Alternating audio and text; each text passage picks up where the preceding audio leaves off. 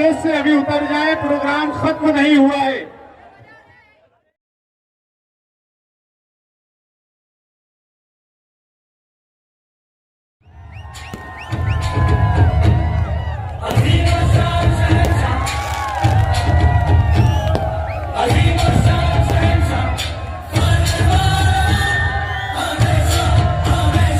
इस ऐलान के बाद प्रोग्राम जारी रहेगा।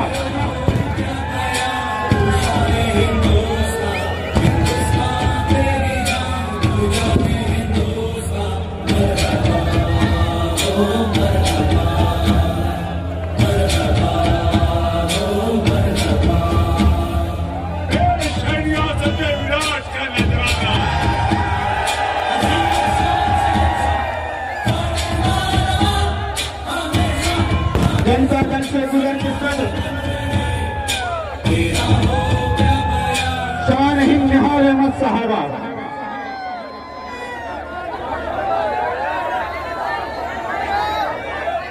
मैं गुजारिश करूं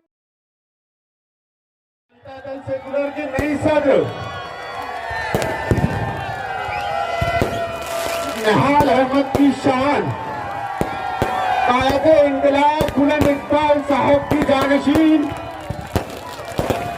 मैडम साजिदा की जान मोहतरमा शाहीन साहिबा, जनता दल सेकुलर की मालेगांव शहर की नई सदर, उनके कार्यों के से बोल सकता हूँ कि दाबाड़ी को पानी देने की जो बात हुई थी, ये सिर्फ हमारा ही दम था कि आज तक दाबाड़ी के लोगों को पानी नहीं मिला। हम धरने पे बैठे जब पाइपलाइन डाल दिया था लॉकडाउन के बाद दाबाड़ी को पानी देने का चंकापुर से, हम धरने पे बैठे, वहाँ अब्दुल बाकी राशन वाले थे, रिजवान सर थे, मंसूर भाई थे। आप यकीन मानो शिवसेना का डिप्टी मेयर चल के वहाँ आया था, चल के, और वो वहाँ हाथ जोड़ के रिक्वेस्ट कर रहा था कि जाने दो, मगर हम नहीं माने और वो पाइपलाइन निकालना पड़ी। हमसे तो मीडिया और सबके सामने वो आए, मगर दूसरों से इसलिए वो बात नहीं करे कि दूसरों से तो बंद कमरे में बात उनकी हो चुकी थी दाबाड़ी को पानी देने की। सिर्फ अगर उनको कोई काटा था तो वो सिर्फ जनता दल थी। और ये हमें फक्र है कि हम फिरका परस्तों से लड़ रहे हैं और आज तक दाबाड़ी को पानी नहीं देने दिए। हमको दाबाड़ी का पानी देने पे कभी एतराज नहीं था, मगर हमारे डैम से देने पे आज भी एतराज है, कल भी एतराज रहेगा। मगर जो लोग कहते हैं कि उधर का डेवलपमेंट दादा भूसे ने किया है, आप इसको बिल्कुल गलत मानो। उस तरफ का डेवलपमेंट सिर्फ और सिर्फ जो कांग्रेस पार्टी है, उन्होंने इतना फंड उनको दिया कि उनका डेवलपमेंट हुआ। अगर सिर्फ कॉन्स्टिट्यूंसी की बात हो तो रमजानपुरा भी दादा भूसे की कॉन्स्टिट्यूंसी है, मालदा भी दादा भूसे की कॉन्स्टिट्यूंसी है। वहां आप जाकर देखो वहां कौन सा डेवलपमेंट हुआ है। ये एक नई फिरका परस्ती इस शहर में चल रही है, जिसका मुकाबला तुम्हें और हमें मिलकर करना है। अगर आप इस मामले में आज नहीं सोचे, अब फिरका परस्ती पहले जैसी नहीं है कि कोई आएगा और लाठी और बंदूक और तलवार निकालेगा। अब फिरका परस्ती तुम्हारा फंड लेकर, तुम्हारे टैक्स का पैसा लेकर तुम्हें खंडर बना दिया जा रहा है और अपना एरिया डेवलप किया जा रहा है। हम इसको भी एक तरह की फिरका परस्ती ही मानते हैं और ये सब बंद होना चाहिए। इसके लिए इसको रोकथाम करने के लिए शहर के सरकर्दा अफराद जो शहर के मुस्तकबिल के बारे में आज फिक्रमंद है, उनको आना चाहिए। इसीलिए मैंने प्रेस कॉन्फ्रेंस में बोला था कि आज जनता दल के सदर की तरफ पूरे शहर की नजर है, जनता दल पार्टी की तरफ पूरे शहर और सरकर्ता अफराद की नजर है।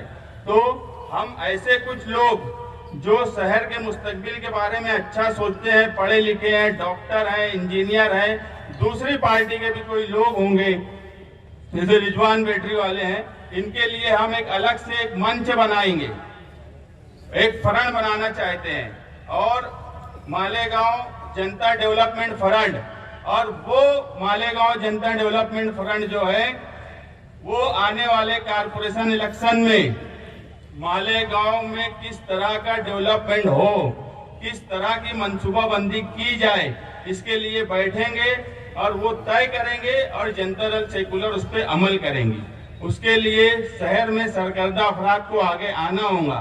और जो लोग ये बोलते थे कि हमने ये किया वो किया, मैं एक बात आपको बता दूं कि मैं पहले ही बोला कि मैं माजी में बहुत नहीं जाना चाहता हूं। हम निहाली सोच लेकर चल रहे हैं, मगर एक नई सोच के साथ हम जनता दल पार्टी चलाना चाहते हैं कि निहाली सोच भी हो और एक नई सोच भी हो।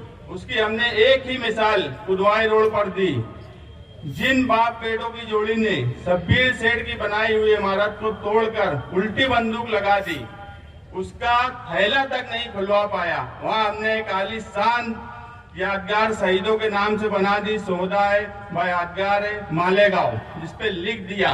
और यकीन मानना, अगर मालेगांव के लोग कारपोरेशन के इलेक्शन में साथ में रहे तो 7 शहीदों के नाम लिखने के लिए भी जो कोशिश और जो कागजात कानूनी तौर पे तैयार किए जा रहे हैं, हम पूरी कोशिश करेंगे कि वो नाम भी लिखे जाएं।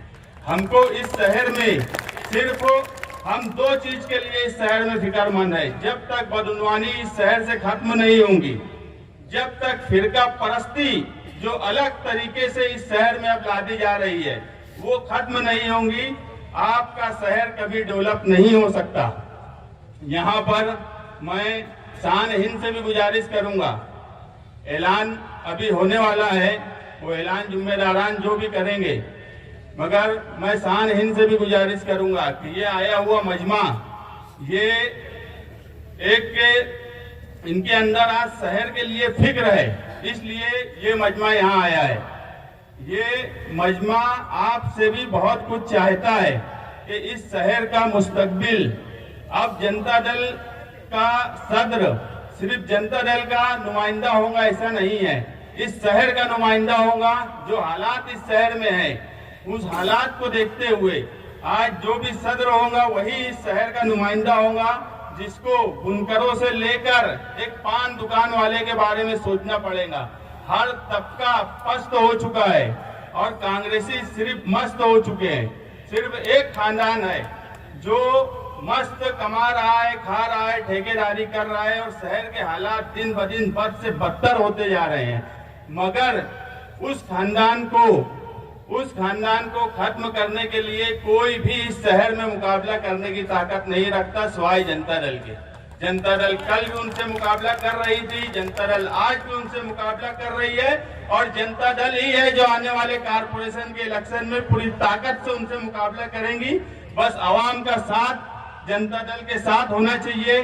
मैं यकीन दिलाता हूं जनता दल का हर जिम्मेदार, हर कारपोरेटर, हर वर्कर इस शहर के लिए हर तरह की कुर्बानी देने के लिए तैयार है, क्योंकि अब अगर हम नहीं जागे तो हमारा मुस्तकबिल तारीख अंधेरों में खो जाएगा, जिसके लिए कभी हमारी आने वाली नस्लें माफ नहीं करेंगी। मैं हमेशा बोलता हूं तलवाड़ा डैम का पानी वो सिर्फ एक सवाल पानी का नहीं है, वो तुम्हारे मुस्तकबिल का सवाल है। अगर तलवाड़ा डैम का पानी तुम्हारे हाथ से चला गया तो यकीन मानना आने वाली नस्लें ना हमको माफ करेंगी ना तुमको माफ करेंगी। और इसलिए अगर आपको तलवाड़ा का पानी मालेगांव शहर के लिए ही रखना है तो आपको पूरी ताकत से जनता दल का साथ देना होगा, क्योंकि आप खुद देख रहे हो 4 साल में उसके खिलाफ कोई एक बयान भी नहीं देता होगा कि तलवाड़ा के पानी के खिलाफ। सब मिली जुली सरकार है, सब शिवसेना के मिनिस्टर से डरते हैं। अगर कोई डरता नहीं तो वो सिर्फ जनता दल सेकुलर के वर्कर हैं, जनता दल सेकुलर के लीडर हैं जो आज तक डरे नहीं, उनको पानी मिला नहीं। मगर एक ताकतवर पार्टी है, यहाँ से लेकर स्टेट तक उनकी सरकार है, उसके बाद हम उनसे 4 साल में पानी नहीं देने दिए, मगर वो भी पूरी ताकत लगाए। मगर सियासत में ताकत हमेशा अवाम की होती है। अगर अवाम की ताकत हमारे साथ रही तो हम हर हाल में वो पानी मालेगांव का कभी जाने नहीं देंगे, इतना हम आपसे वादा करते हैं। और यहाँ आए हुए एक एक सरपरस्त बुजुर्ग सब लोगों से मैं एक वादा करता हूं कि हम कभी भी आप लोगों को मायूस नहीं करेंगे, आप लोगों के साथ कभी धोखा नहीं करेंगे। बंद कमरे में कभी किसी से बात नहीं करते, ना कभी बात करेंगे। जो भी करेंगे अवामी सतह पे करेंगे। हमको रोड पर आकर तहरीक चलाना भी आता है हमको कोर्ट जाकर लड़ना भी आता है, हमको मंत्रालय में कैसे पेपर चलाए जाते हैं, हमको कारपोरेशन में कैसे पेपर चलाए जाते हैं, ये सब हमको आता है। और जनता दल की यही खास बात है कि उसके वर्कर को भी समझता है कि कब क्या कहां कैसे किया जाए। मगर पीछे ऐसा हुआ, कुछ सालों पहले जनता दल कमजोर होने लगी और जानबूझ के मुखालफिन कमजोर बताने लगे, इसलिए लोगों की तवज्जो हटी। मगर जब शहर के हालात ऐसे दिखे और आज जब लोगों की तवज्जो सिर्फ और सिर्फ जनता दल की तरफ आई, तो हम भी आपसे वादा करते हैं कि हम आपको कभी मायूस नहीं होने देंगे। इतना ही बोल के मैं अपनी बात खत्म करता हूँ। मुझे ओहदा दिया गया है, मैं मानती हूँ कि यहाँ जो लोग बैठे हुए हैं उनके सामने मैं कम तजुर्बेकार हूँ। उसके बावजूद जो लोगों ने मेरे लिए तारीफ की और मेरा इंतखाब किया, ये सिर्फ जनता दल और शहर की मोहब्बत है। इसके अलावा मेरा कोई रुतबा नहीं, ये मैं मानती हूँ।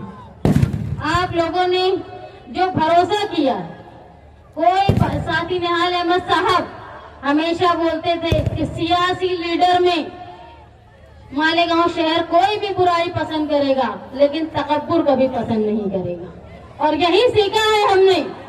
जनता दल कोई मैं से नहीं चलती, जनता दल मैं और आप हमसे चलती है और ये शहर भी हमसे चलेगा।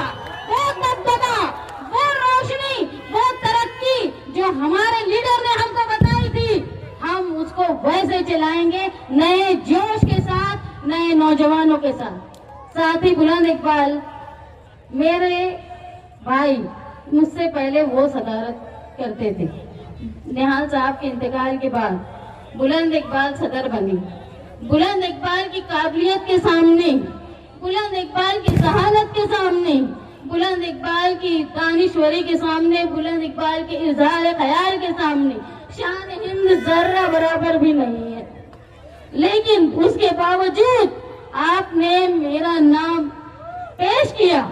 मैं ये आप लोगों को साबित करके बताऊंगी कि मेरे नाम सिर्फ इसलिए मैं काबिल नहीं हूँ कि मेरे आगे निहाल अहमद का नाम लगाए, मैं इसलिए काबिल हूँ कि आप लोग मेरे साथ हो। जैसे आपने साथी निहाल अहमद साहब का साथ दिया, जैसे आपने बुलंद इकबाल का साथ दिया। बुलंद इकबाल के जो अधूरे काम थे, जो उनकी अधूरी ख्वाहिशात थी, वो जो जिन बातों पे काम कर रहे थे, उसी का समरा है कि आज इतनी तादाद में नौजवान यहाँ जमा है।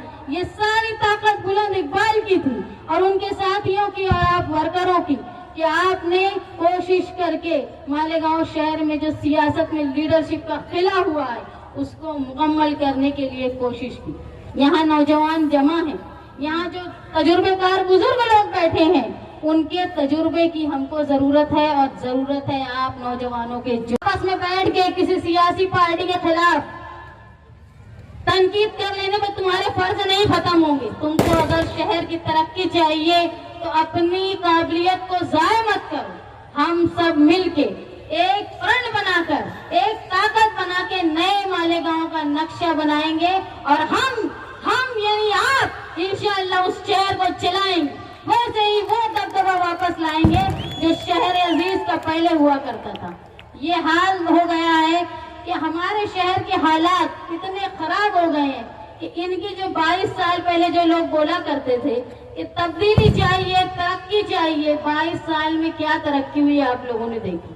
22 साल में ये तरक्की हुई कि जिस सड़क से आप जुलूस लेकर या खुद आ रहे होंगे, वो कहकार लगा के हंस रही होगी तरक्की के नाम पर। एक सड़क शहर में अच्छी नहीं है, पावर में लोग परेशान है, पावर की कटौती से परेशान है, नए टैक्सेस से परेशान है। इन सब के खिलाफ हमको और आपको मिलकर लड़ना है।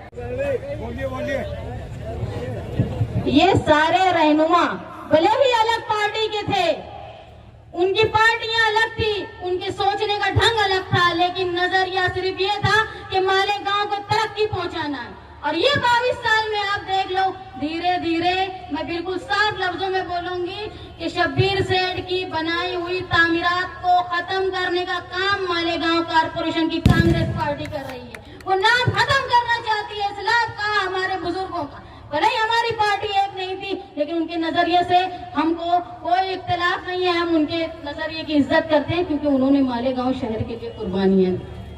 अगर आप और हम मिलकर हमारी पार्टी के लिए, हमारे शहर के लिए काम करेंगे, जो यहाँ पे तजुर्बेकार लोग बैठे हैं उनके तजुर्बे का फायदा उठाते हुए, आप नौजवान जो यहाँ आए हो, कई अंजुमन के लोग हैं, अदारों के लोग हैं, आप बहुत काबिल हो, आपको बहुत मालूमात है, लेकिन अपनी काबिलियत को जाया मत करो, अपने शहर की तरक्की के लिए उसको इस्तेमाल करो। आओ हमारे साथ, हम ये शहर का एक नया नक्शा बनाएंगे और उस नक्शे पे खाका बनाकर हम इलेक्शन में उतरेंगे और आपकी चॉइस के हिसाब से हम उम्मीदवार भी देंगे और मंशूर भी आप लोगों की पसंद के मुताबिक बनाएंगे। यहाँ जो मुझे इतना बड़ा खिताब दिया गया, इतनी बड़ी जिम्मेदारी दी गई, इलेक्शन से पहले ये जिम्मेदारी का मतलब होता है एक कांटो भरा ताज।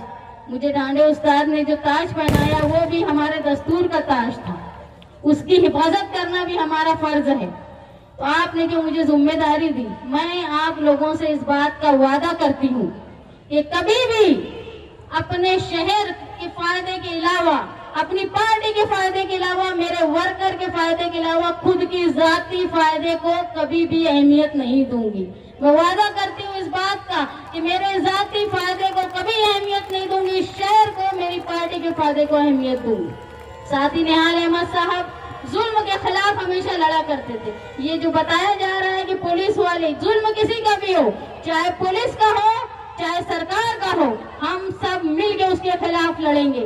साथ ही निहाल साहब ने नारा दिया था, जो हमसे टकराएगा हम उससे टकराएंगे। वही नारा आज मैं यहाँ से देना चाहती हूँ कि जो हमसे टकराएगा हम उससे टकराएंगे। मेरे साथ आप भी एक बार बोलो, जो हमसे टकराएगा, चाहे वो फिरका परस्ती हो चाहे गुंडागर्दी हो, हम सबको मिलकर जुल्म के खिलाफ लड़ना है। मैं अपने आप को अदना महसूस करती हूँ इन सब लोगों के सामने, लेकिन आपने जो जिम्मेदारी मुझे दी है, इंशाअल्लाह मैं उसको आपके साथ की ताकत से पूरा करने की कोशिश करूंगी।